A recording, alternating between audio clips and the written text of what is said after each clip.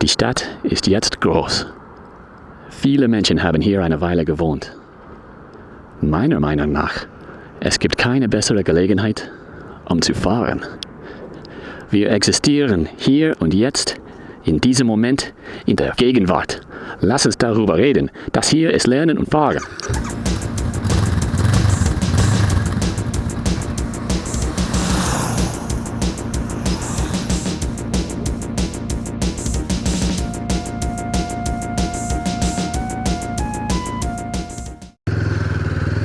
Part 2 of a 3-part series on tense in the German language. If you have not watched the previous episode, I strongly recommend you stop this video and go back and watch that one first. Because not only do we cover the German past tenses, but we also gave a quick introduction to the concept of tense and gave a quick overview of how it works. In this video, we're going to focus on the present tenses in the English and German languages and how they compare and contrast. Specifically, we're going to look at simple present tense and present perfect tense. We're going to gloss over the other two English tenses, the present progressive tense and the present perfect progressive tense, because they don't exist in German. Let's start with the simple present tense. This is the easiest of all the tenses. It's also the most commonly used of all the tenses. In English, to form the simple present tense, you simply take the verb stem and use it more or less as is. Most verbs in the English language are regular. That means that they're conjugated following a pattern that can be predicted. And that pattern in English, as it turns out, is really easy. Take a verb like play. I play with the dog. You play with the dog. We play with the dog. They play with the dog. It's extremely consistent. The only oddball case is the he, she, or it form, third person singular, in which case you have to say he, she, or it plays with the dog. Why do we add an S to that one and none of the others? I don't know, we just do. Now, not all verbs will follow that pattern. We have in English, in fact, almost all languages have the concept of irregular verbs. Those are verbs that don't follow any particular pattern. For example, to be in English, I am, you are, he, she, or it is. It doesn't follow any pattern that you can latch onto, you just have to memorize it. Fortunately, most verbs in English and in German, as it turns out, are regular, meaning you can just follow the pattern that exists in the language. Now, in German, the same thing applies, but the pattern in German is more complicated than it is in English. Now, we touched on this a little bit in the last video, but let's go over it in more detail now and take a closer look at it. There are 3 persons in which you can speak. First person, second person, third person. That is I, you, and then he, she, or it. Each one of those has a singular form and a plural form. That gives us a total of 6 that we have to worry about. Now, as we mentioned, in English, the pattern is pretty easy. 5 of those 6 just use the verb stem. The 6th one, you just add an S to it. Not too bad. In German, it's not quite that easy. Let's look at first person, singular. I play with the dog. Ich spiele mit dem Hund. The infinitive there is spielen. Remember, every infinitive in German ends with the letter N, the same way that every infinitive in English starts with the word to. Why? It just does. Now, to get the first person singular from the verb infinitive, you just chop off the N at the end. This makes it really easy. Ich spiele mit dem Hund. Ich rede mit der Katze. Ich baue das Haus. Ich sehe den Hund. Just chop the N off the infinitive and you wind up with the first person singular form. How about second person? That's the you form. How do you say you in German? That's a trick question. There's a bunch of ways to say you in German. It turns out that unlike in English, where we don't care about formality or plurality, when we say the word you, in German they do.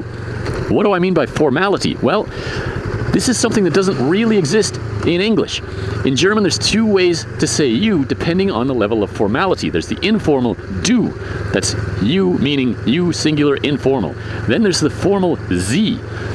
Sie also means you, but it's formal. What do I mean by formal? Don't confuse formality with politeness. I've seen this mistake made, and they're not interchangeable. It's possible to be formal without being polite, and it's possible to be polite without being formal. So to get the do form of a verb, you start with the verb stem, and then you add st. Du spielst mit dem Hund. Du redest mit der Katze. Du baust das Haus. Now, some verbs are a bit wonky, and they don't exactly follow that pattern. For example, sehen, to see. You think it should be du siehst den Hund, but it isn't. It's du siehst den Hund. Why? It just is. There's another way to say you, and it's plural. In English, we don't care. If you're talking to a group of people, you can say you. If you're talking to a single person, you can also say you. It doesn't really matter. The exception is in some parts of the southern United States.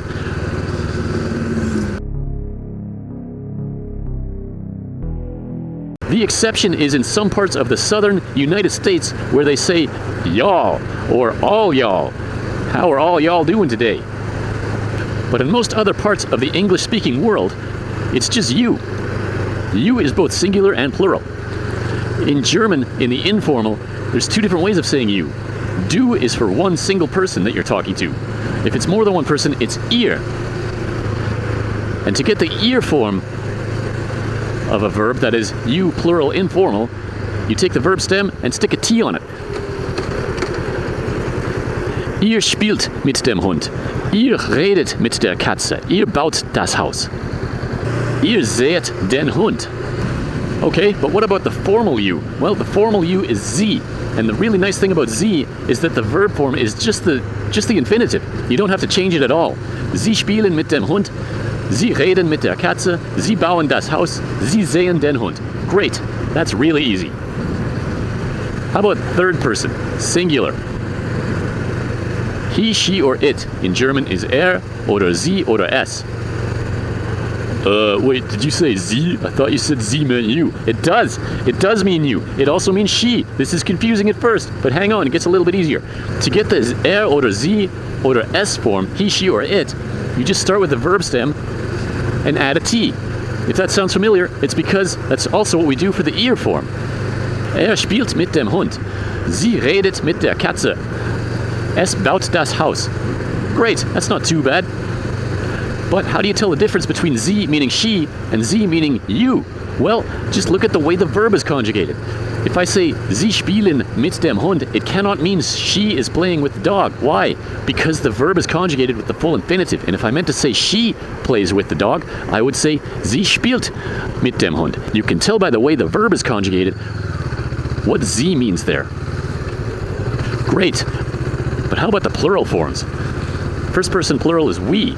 We play with the dog. Well, it turns out the plural forms are pretty easy as well, because again, it's just the full infinitive.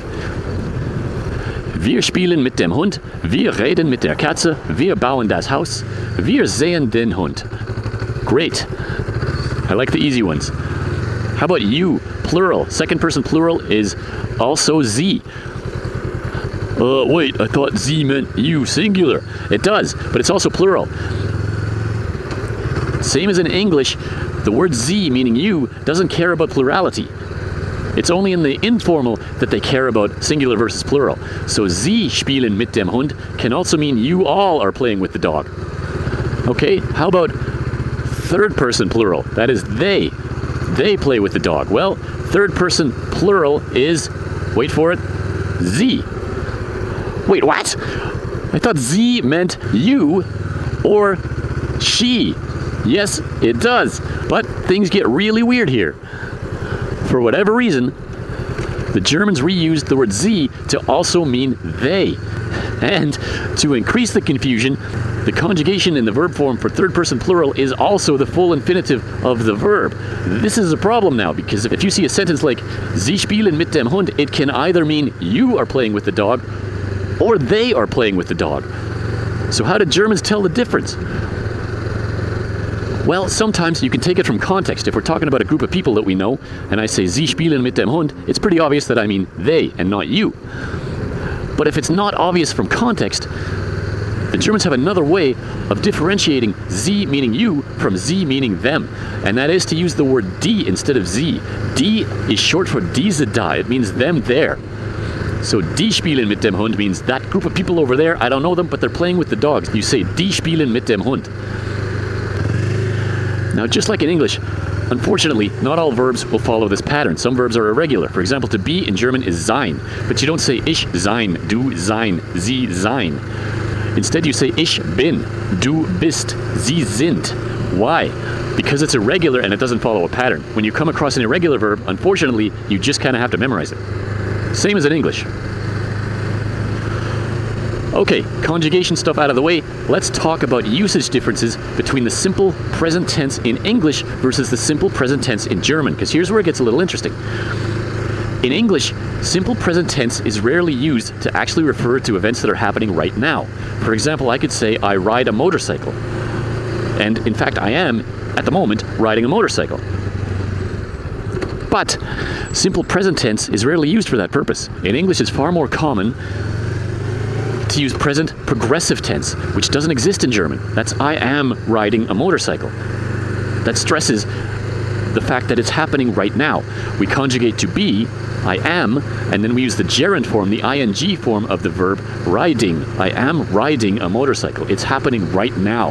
If I just say I ride a motorcycle, it sounds like I'm speaking in the abstract, like I ride a motorcycle from time to time, or I ride a motorcycle as a hobby. For example, I could say right now, I run. I mean, very obviously, I am not running right now, but I do run. I run from time to time. I run as a hobby. I'm speaking in the abstract. Now, in English, we distinguish between something that's happening right now and something that happens from time to time by switching between simple present tense and present progressive tense. But there is no present progressive tense in German. It doesn't exist. So the two sentences, I run and I am running, are both translated into German as ich renne. But how do Germans distinguish between something that's happening right now and something that happens from time to time? Well, there's little helper words that you can use that are really handy. An example of this is gern, sometimes also spelled and pronounced as two syllables, gerne. Those are interchangeable. So if I say ich renne gern, gern means something like to enjoy. So I enjoy running. It's like saying running is one of my hobbies. It's the way you express that abstract meaning that we say in English. I can say ich fahre gern mit meinem Motorrad. Literally, that is, I like to drive with my motorcycle. It's the word gern there that clarifies that you're speaking in the abstract. Now, I'll take a brief sidetrack to point out an interesting cultural difference between English and German. In English, we say, I ride a motorcycle, because in English-speaking countries, a motorcycle is viewed as kind of being a mechanical version of a horse, and you ride a horse. But in the German language, I mean, there is a verb for ride, it's reiten. You can say, ich reite auf meinem Motorrad, but that sounds very, very strange, as I found out the hard way one day. Germans don't say ride a motorcycle, because Germans, for whatever reason, don't view a motorcycle as a mechanical version of a horse. Instead, they view it as a miniature version of a car. So they use the verb to drive, which is fahren. Ich fahre mit meinem Motorrad. I drive with my motorcycle. Now back to simple present tense versus present progressive tense. How do we specify that something is happening right now in German? If I say ich renne, and I want to mean I'm running right now, it's happening right now, there's a bunch of different helper words you can use to stress that. I can say ich renne jetzt, I'm running now. Ich renne gleich, I'm about to run. Ich renne bald, I'm running soon. Ich renne gerade. Gerade is a good one. Gerade means something like right now, it's happening right as we speak. You can also say in diesem Moment, at the moment. Ich renne in diesem Moment.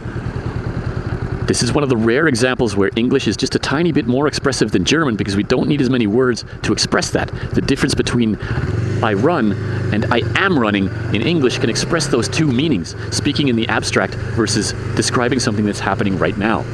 In German, you need to add extra words to the sentence to be explicit about that. So let's look at the next tense. That is present perfect tense. In English, this is something like, I have played with the dog. Even though this is technically a present tense, it's used to indicate an action that happened in the past. I have played with the dog, I have talked with the cat, I have built the house. Those verbs are expressed in the past tense, but the helper verb, have, is expressed in the present tense. Now you'll recall from the last video that the simple past tense in German isn't actually used much in the spoken language. Germans instead prefer to use the present perfect tense to talk about past events. Now there is a simple past tense in German. You can say, ich spielte mit dem Hund. I played with the dog. But it's more common in German, especially in the spoken language, to say, ich habe mit dem Hund gespielt. I have played with the dog. In English, it's the other way around. The simple past tense is used more commonly than the present perfect tense. Now there's another tense in English called the present perfect progressive tense. This is something like, I have been playing with the dog, or I have been learning German for a while now. There's no direct equivalent to that in German, but curiously, you can express that using the simple present tense and a time specifier. This construct doesn't really exist in English. We have the present perfect progressive tense that is used for this purpose. But for example, if I want to say, in English I might say something like, I have been learning German for 6 years. In German you can say that in the simple present tense with that time specifier. Ich lerne Deutsch schon seit 6 Jahren. That's literally, I learn German present tense for 6 years. That's not how you would say that in English. But in German, that works as a stand-in for the English present perfect progressive tense. I have been playing with the dog for a while. Ich spiele mit dem Hund schon seit einer Weile. Now, there's something that I glossed over deliberately in the last video that we need to revisit here. The auxiliary verb in all of my examples in the perfect tenses so far has been haben, to have, because that's what we do in English and it's familiar. But in German, it's not always the case. There are many verbs that require sein as the auxiliary for the perfect tenses, not just the past perfect, not just the present perfect, but the future perfect as well. All of the perfect tenses in German will do this. Now, we don't really do this in English, or I should qualify that, we don't really do this in English anymore. We used to. If you go back in time about 500 years and look at the King James Version of the Bible, you'll find some very curious expressions that sound very odd in modern English. Expressions like, the time is come instead of the time has come, or I am come to tell you instead of I have come to tell you, or he is risen instead of he has risen. So the rule used to be that if the verb you're modifying in the perfect tense is a verb of motion, a verb of coming or going, or a verb of existence, to be or to exist, then the auxiliary verb is not to have, but to be. For example, I am come to tell you. That sounds very strange in modern English, but that is how they said it 500 years ago. And why did we ever say it that way in English? Well, again, if you trace English's ancestry back far enough, you will find that it is technically a Germanic language. And we did this in English 500 years ago because they did it in Old German. Now, the English language mutated over time and lost this little quirky rule. What happened over time in English is that we came to accept that to have is the auxiliary verb in the perfect tense as always. No exceptions. It doesn't matter what kind of verb you're modifying. It's too complicated to memorize that rule. I can't remember when I'm supposed to use to be and when I'm supposed to use to have. I'm just going to use to have all the time. And I'm sure there were language teachers back then who were gently correcting students saying, no, you're supposed to say, I am come to tell you, not I have come to tell you. That's wrong. But the students were like, nah. And over time, the English language mutated. But the German language has not mutated in that way. The German language still has this rule, and it's something you have to learn when you're coming from English to German, and it's going to seem very strange at first. Let's take a look at some examples. I came here last week. You can say that in German in the simple past tense. Ich kam hierher letzte Woche. Okay, that's pretty straightforward. But remember, the simple past tense isn't used much in the spoken German language. It's more common to use the present perfect tense. I have come here last week. But now we've got a problem because come is a verb of coming or going. It's a verb of motion. So, in German, you're tempted to say, Ich habe hierher letzte Woche gekommen. But that's wrong. That's how you would say it in English, but that's wrong in German. You have to say, Ich bin hierher letzte Woche gekommen. That sounds very strange because you're literally saying, I am here last week come. Or I am come here last week if you adjust the word order. Try another example. I arrived here yesterday. Remember, arrive is ankommen, and it's a separable verb prefix as we went over a couple of videos ago. So you can express that in the simple past tense in German. Ich kam hierher gestern an. That works. But again, in German, it's more common to use the present perfect tense. I have arrived here yesterday. And again, you're tempted to say, Ich habe hierher gestern angekommen.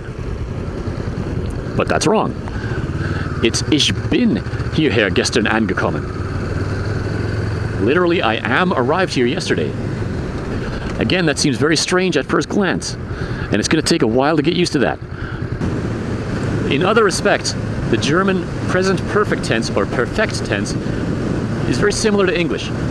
I have played with the dog. Ich habe mit dem Hund gespielt. You will recognize gespielt as the Partizip zwei form of the verb spielen.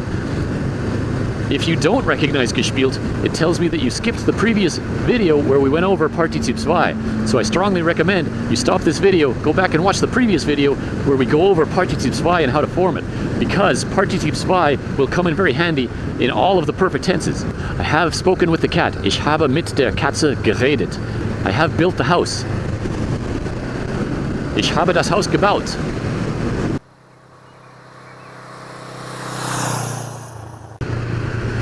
So there is an overview of the present tenses in the German language.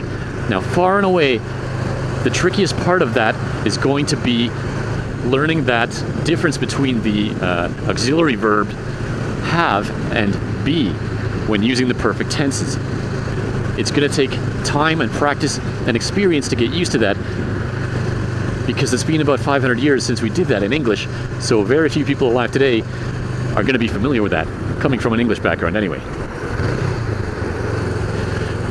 There's something else that we kind of glossed over in this video, and that is that there's another use of the simple present tense in German that is very odd when coming from an English background, and that is that the simple present tense, in addition to being used to describe something that happened in the past, can also be used to describe stuff happening in the future. But I'm going to save that for the next video when we discuss the future tenses in German.